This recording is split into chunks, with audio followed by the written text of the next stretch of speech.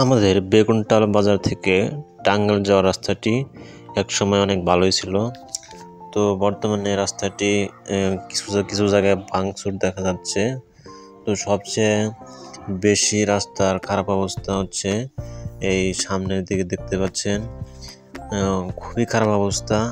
এই রাস্তা দিয়ে কোনো গাড়ি নিয়ে যাওয়ায় সহজভাবে যাওয়া সম্ভব না, খুবই কষ্টকর।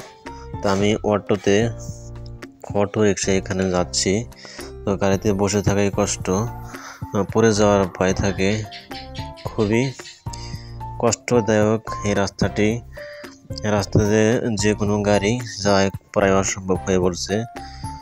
তো শ্যামারঘাট ব্রিজ দেখতে পাচ্ছেন, এই দিকে রাস্তাটি বর্তমানে অনেক ভালো করছে। দেখতে পাচ্ছেন শ্যামারঘাট ধলেশ্বরী নদীর উপরে যে ব্রিজটি অনেক সুন্দর পরিবেশ।